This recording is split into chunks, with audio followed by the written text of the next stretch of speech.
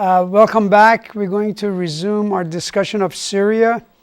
Last class we talked about Hafez al-Assad's control system, and basically we said pretty much that this was the same control system that was mostly in place after he passed away and his son took over, but there was a period that we'll discuss later in which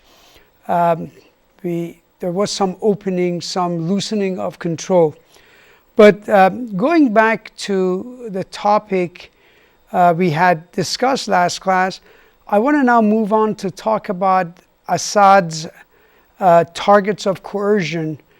Again, this discussion really refers to the situation that prevailed in Syria prior to the 2011 conflict that started after the Arab uprising.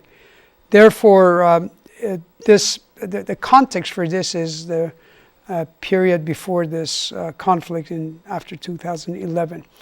So looking at Assad's targets of coercion, in other words, who are the primary groups and individuals who are being coerced by Assad?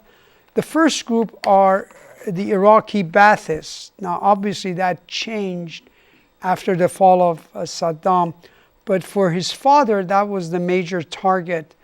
That is the section of the Ba'ath Party in Syria that sympathized with Saddam Hussein of Iraq and viewed him as the best leader for the Arab cause. So the situation in Syria was that there were some Baathists in Syria who preferred leadership of Saddam Hussein, just as there were pro-Syrian Baathists in Iraq. So this target really mostly lasted till after the invasion of by United States of Iraq in 2003.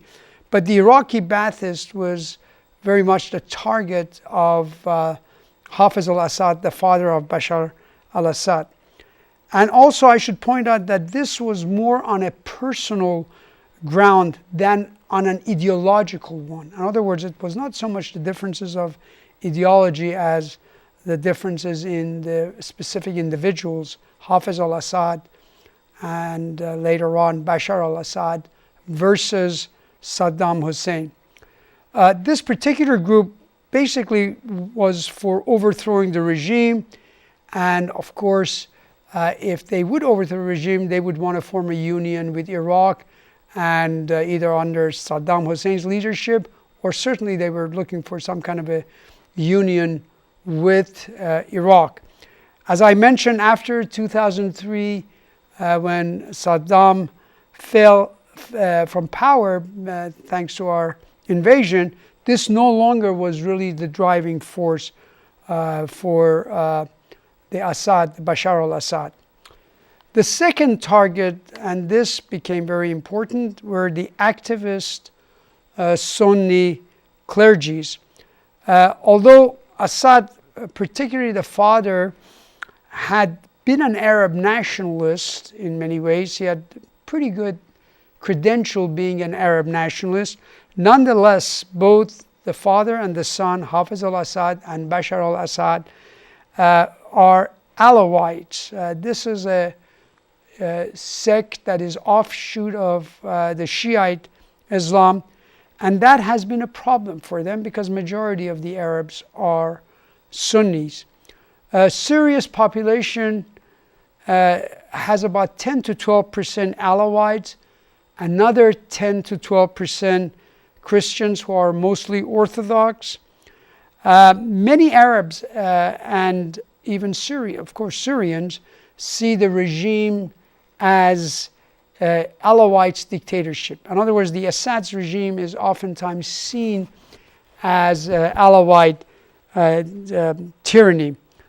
But in some ways this is an unfair charge, not the tyranny part, the Alawite part, at least to the extent that it referred to the father, because he really suppressed not just the Sunni clerics, but he really went after the Alawite clerics as well, because this guy is a secularist.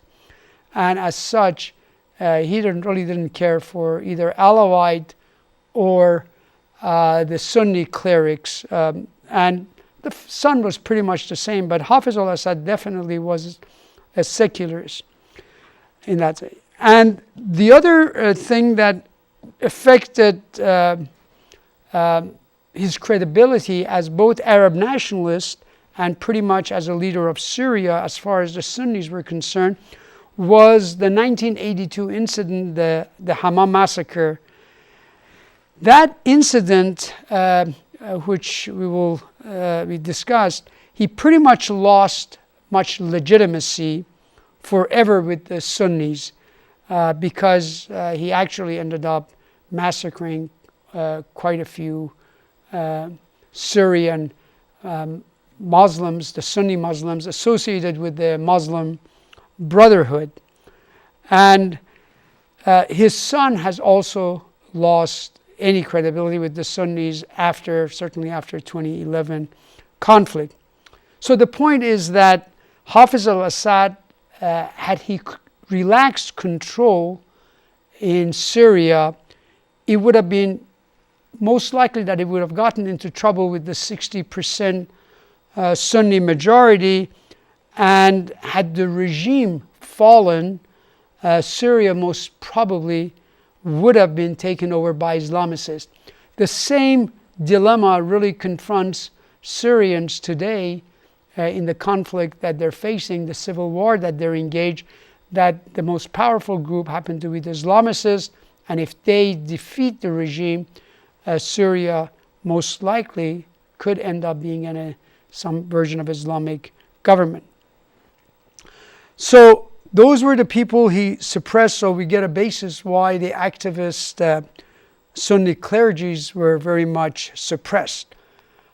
Finally, the last group that became a target of Saddam Hussein's coercion were the traditional leaders. Early on, during the Hafiz al-Assad, the traditional leaders included the pro-King Hussein of Jordan. These were people who sympathized with the Hashemite kingdom of Jordan, and therefore they were looking for some kind of a union under the leadership of the Hashemite monarch with Jordan. And it also includes the more traditional elements such as the Druze and the Kurds. The estimates of the Kurds in Syria is pretty substantial. It runs as high as about 1 million. And therefore, these leadership of these groups were the targets of Assad's coercion. Next, we want to turn into Hafiz al-Assad and later Bashar al-Assad's base of support. So who were the people who formed the base of the support for the regime? Those who were attracted to the regime prior to the 2011 uprising and the ensuing civil war included the following. First and foremost were the officer corps, and especially the Alawite officers and the Christian officers, almost all of them Orthodox, and to a smaller extent the Ismailis officer corps. As a minority group, this base really, the Alawite, not just the officer corps, they represent about 20 to 25% of Syria's population. And these people really form the base of support that Assad can enjoy and they can count on. And for these particular group, the officer corps as well as some of the elites of the Alawites and the Christians, for these, the U, that is the utilitarian control, and normative active is pretty high, closer to the primary level than the average population. They get the rewards of the system and they remain pretty loyal to the system. For the most part, too, after the breakout of the conflict in the aftermath of the civil war and Arab uprising, these people have remained pretty loyal to Bashar al-Assad during the conflict. The Sunni officers, on the other hand, are far less enthusiastic in terms of their support for Bashar. As I said, this really is not a bad base of support for a minority regime to enjoy.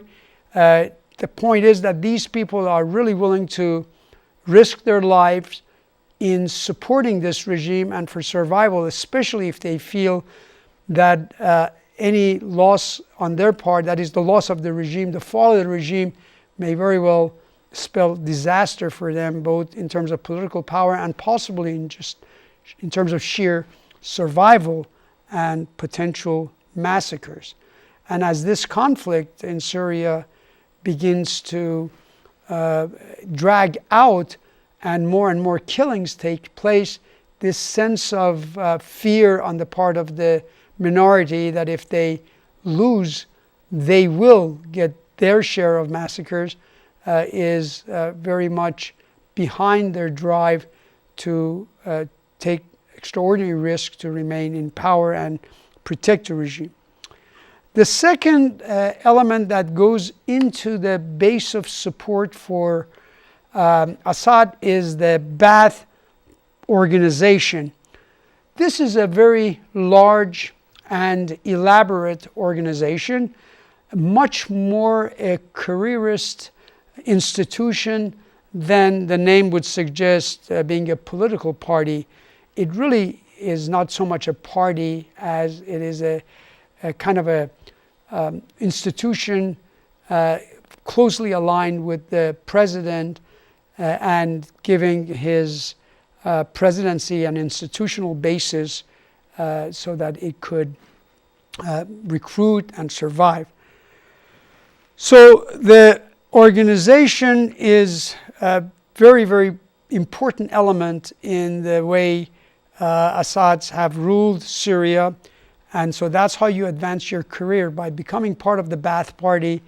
And as I said, it's a careerist institution. This brings me to the next group, and these are the groups who prefer Assad to other possible alternatives that they could imagine. Again, look at the frame of reference. It's roughly from 1990 till 2010, just before the 2011 uprising. Again, also remember that this covers Assad, Hafez al-Assad, as well as Bashar al-Assad. These people really did not love either the father or the son, but simply they preferred them to any other alternatives. So who are they? Well, the first group I would put the secular Muslims. These are individuals who are very much secular in terms of their outlook, in terms of their belief. Even if they believe in Islam, they certainly don't want Islam in any way to be involved in politics. They certainly are secularists as far as politics are concerned, as opposed to their own personal religion. These people, up to that point, 2012, they would have rather have a secular regime ruling Syria than having religious people of any varieties to be running the show. So they are comprised of professionals and other military groups and officers, that is, other than Alawites and Christians. This probably is no longer true after the Civil War, because the Civil War has now taken a distinct sectarian look, and it's a Sunni versus Alawite type of a conflict. So this is really no longer true. That's why I have capped it at 2010. What about the next group? Well, the next group includes the Christians, the Kurds, and the Druze, who are categorized in terms of their political outlook as moderates. These individuals, again, they prefer the secular rule of the Assads over anything that would smacks of religious governance, specifically Sunni Islam. So therefore, they would rather have Assad ruling than the other groups, the Sunni majority, who may gravitate toward Islam. So for these groups, later on when we deal with the conflict, we will come back and try to assess what their positions are now that the conflict in Syria has threatened the very survival of the regime. The third group that prefer Assad to other alternatives would be the Alawite community. Remember, the Alawite, if they're very religious, they shouldn't be that happy with the Assads because they're secular. They're not allowing the Alawite clerics to define the character of the government. So they still would prefer the Alawite regime, although a secular one, to a potentially Islamicist. The next group are the commercial merchant class. Despite the fact that the regime, both the father, Hafez al-Assad, and Bashar al-Assad, have called themselves as committed to some form of, or some variety of Arab socialism, it is a very bourgeois, in many ways, society, and they do allow a significant amount of commercial freedom for masses and entrepreneurial activity. Therefore, despite the fact that it pretends to be a socialist, the merchant class, they prefer the kind of a stability that is being provided for the regime up to, again, the time frame that I have set out for you till 2010. Now, obviously, the commercial element cannot be happy with the kind of conflict they're seeing because their shops are closed or they cannot really operate in a normal environment. Another group that kind of prefers this regime over the alternative would be the communists. These are the leftist group and Nasserite pan-Arabist group who feel that, again, given the alternatives, they would rather have this regime than the other regime. The communists in Syria really are mostly interested in the intellectual community rather than in the masses at this juncture in history. And the Nasserites, what they really wished was, they had wished that the United Arab Republic, that is, if you recall from previous lecture, when Syria and Egypt united after the 1957 failed coup, they prefer that that union was never broken and had been preserved. And in some ways, Ba'ath is in kind of an alliance, used to be in some kind of an alliance with them, but I put them as a separate group. Finally, the last group under this category of individuals or groups preferring the regime to alternative are a very vast group of masses that I classify as acquiescents. These are people that are mostly the urban lower middle classes and many of the rural individuals that fall in that category. Again, these people acquiesce, no love for the regime.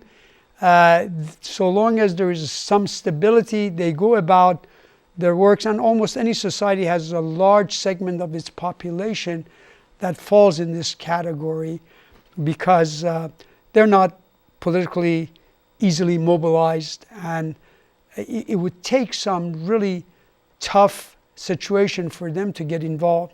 And of course, acquiescence nowadays is very difficult to find in Syria because of the conflict that has engulfed the entire country, the civil war that has been raging since after the fall of after the Arab uprising in Syria.